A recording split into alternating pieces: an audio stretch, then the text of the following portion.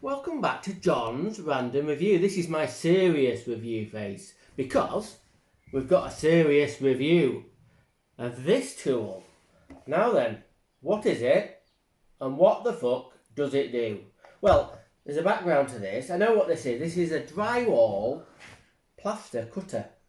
We'll go into the details of how it works in a little while, but why have I got it? Well, as people know or don't know, I have the habit, some would say a bad habit, of buying broken tools off eBay. Anyway, this machine came up and it was 30 quid. It looked in good nick. Anyway, I quickly googled it and found out that these are £150 new. So I thought, oh, well, what's wrong with it? Asked the question, asked the bloke, what's wrong with it? Well, what he said was the main bit that holds the blade on here that comes out of the motor housing had broken off. And I said, okay, we'll I'll have both bits. And he said, no, the bit that holds the actual blade on must have snapped off and gone down gone down a cavity in the plasterboard. So all that was sticking out of the body was this little bit here. It snapped off there. You can see actually, I've still got the bit that it snapped off on. So I thought, okay, fair enough. What I'll do is I'll have it off. I thought, you'll have it off. Yeah. I thought, fair enough. I'll buy it off you. Just let me find out how much it's going to cost for this little bit that's broken off. So I googled it, and it was 65 quid for that little bit that goes in here, that makes it go oscillating round. It connects the actual motor to the blade. So I thought, oh my god, this isn't looking good. It's 65 quid for the little bit, and the guy actually managed to try and wingle him down to 25 quid. So I thought, fuck it, I'm going to buy it anyway. So I bought it, and I bought the bit that goes in it. Now this is the fuck up number 2. What I should have done is got this bit, ordered it, and taken a measurement off the bit that was broken and lost, and sent that bit back. But I didn't. Anyway, the new bit's been fitted. What does this Makita 18 volt tool do? Well, it does exactly what it says on the tin. It is a drywall cutter, but it works in such a way that this little blade here, it just oscillates out just enough to cut just through the plasterboard, or even just a fraction of a millimetre back. Tech talk, tech talk, tech talk! Right, down at the bottom of the machine is a little indicator to show how much power you've still got left in the battery. As we go up, it's got a trigger lock, and also it's got a really good LED light. That's actually pretty good light. As you can go up, it's got a plastic base plate, and that's handy in case you're on a finished surface. So let's see the blade working. There we go. It's oscillating backwards and forwards. It always goes in. It also goes in like a circular motion to cut through the plasterboard. So that's pretty good. Now then, if you need to adjust the depth of the cutting blade, it's got an Allen key built into the side of it. So you just take it off, and you've got 2 Allen key bolts there. Sorry about this filming. It's not very good. It's a little bit dark, but as you can see, I'm undoing both of these little Allen bolts. Just a little bit, it's a couple of turns, and then you can move the blade up and down to suit the thickness of the plasterboard, as you can see. And then you just lock it off again. So then it'll cut just through the plasterboard, and that's it. Now then, these are the cutting blades.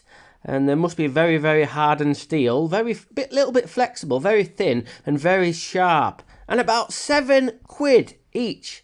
So very expensive, definitely. Don't want to hit a nail.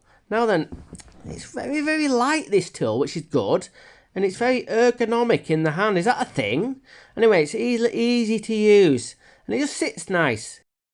And why does it do that? Well, behind the plasterboard here, you could have anything. You could have plumbing pipes, you could have electrical cables just going behind the back, but this has been designed for two reasons. To cut the plasterboard out without damaging anything behind it, but also it's got an attachment to put a hoover on it. So if you're on a site or in someone's dead posh house and you don't want to get dust everywhere, but plasterboard dust goes absolutely everywhere.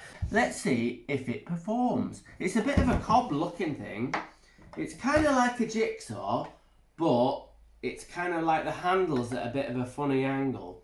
So anyway, we're going to give it a go. What we're going to do, first of all, is we're going to cut out for a double socket box. Now, I'm not a sparky. You know I'm not a sparky. Thank God for that.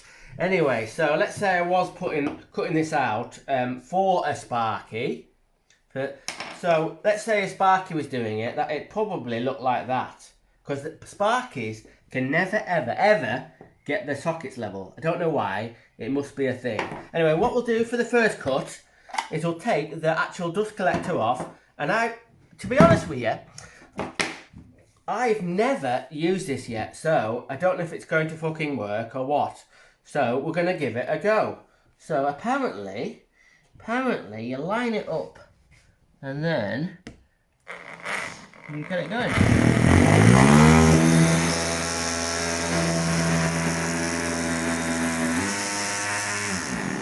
Oh, so far so good. It's a little bit off the line.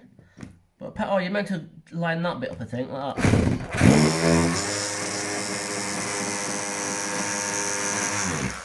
And then do this bit.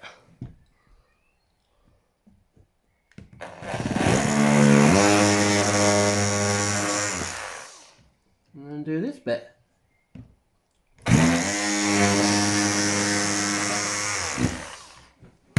Now then, have I cut all the way through it?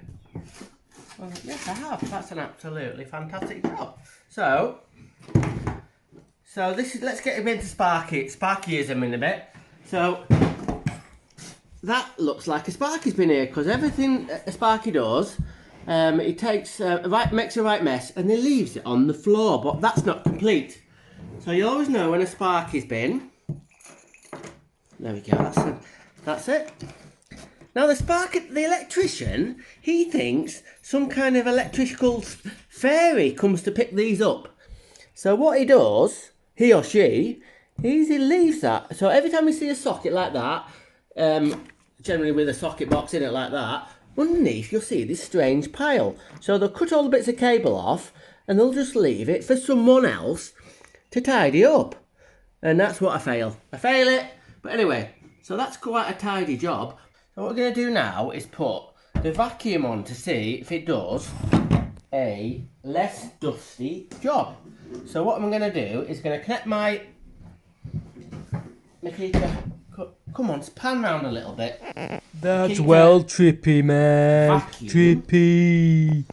Onto this machine. So as you can see, it's got a clear sort of box, and it's got a hose attachment there. If you don't want to use the actual hoover, you can actually put this plug in here. So what we're going to do is we're going to connect that onto there. So that goes onto there. So we're going to see if it's less dusty. So you're going to have to actually just watch this, and you won't have my dulcet tones, don't you know? So because the hoover's going to be going. So let's see if it's any better.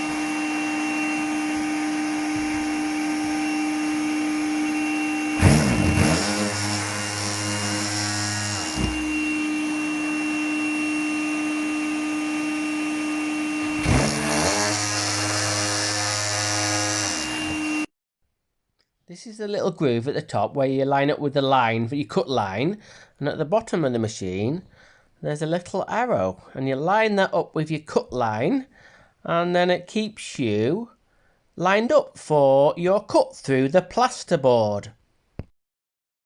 Well, there was obviously less dust, but you couldn't see where you couldn't see where you were going really.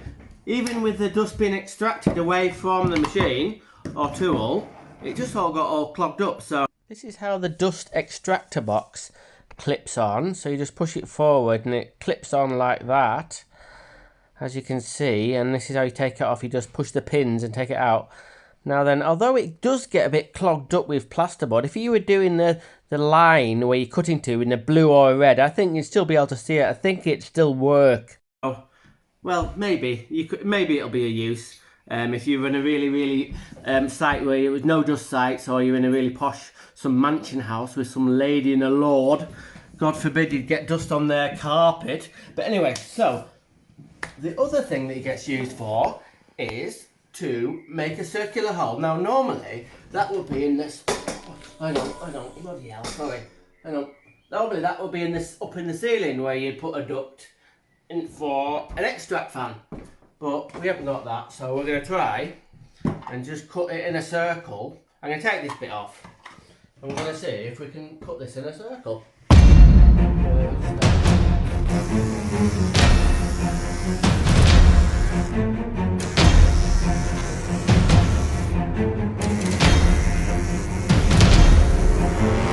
Well, it's not perfect, but I guess it takes a little bit of practice. But anyway, so, but why, what would it hit to make that snap off? This bit that cost 65 bloody quid. Anyway, I presume that it was cutting a bit of plasterboard, and then he had the actual blade too far out, and it hit either a bit of steel or a screw. So let's say I was cutting up the middle of the stud, if you like, and obviously this bit of it'd all be plastered, so you wouldn't know where the screws were. You wouldn't know where the screws are. So another thing of note is the blades that go in here are very expensive. You can imagine if they hit a screw or a bit of steel, it would knacker it. So if you're doing a bit of a cut up in the middle of a stud and you want to know where the screws are, because if you don't, then you hit the screw with this, you're going to be, if you did that, use this a lot, and that would mean that you were going to go through these quite a lot, and it costs you a bloody fortune. So what you need to do, remember this, pretend this is plastered. All you need to do is get one of these. It's a metal magnet pen. So before you do your cut, just run your magnet up there, and you'll know where the screws are. And then you'll have to move the line over 5mm or something. So that's a little tip for you for free. Anyway, so I'm a plumber, as you know, so I wouldn't use this tool quite often. So, I mean, blooming heck, I probably wouldn't. Let's say there was a leak behind the wall, plasterboard wall, and I needed to cut a square out to get to a leak. Yeah, I might need it, but I mean, once a year, maybe twice a year. So I'm gonna use my multi-tool. So this is gonna go on eBay, and I might be able to break even. So there we go. Now then, if you're a sort of an electrician, God forbid, or a guy who puts in the air conditioning or ducting or stuff like that, or need to get in access to plasterboards, I think this is a pretty good bit of kit. I think it'll take a little bit to get used to, and it doesn't, even with this off, it's not exactly easy to see where the blade is in regarding cutting it. But nevertheless, it is a fantastic, a specialist bit of kit. So there we go. If that wasn't a bloody serious review, I don't know what is. So this is it. A Makita drywall cutter DSD 180. There we go. Fully reviewed for your delight. And then you'll be able to make your own mind up whether you want one of these, whether you want to. You definitely be cutting a load of holes in plasterboard to actually get your money back on this bloody thing. But anyway, it's going on eBay, and let's hope I break even. Alright. Random is rad. Rock on.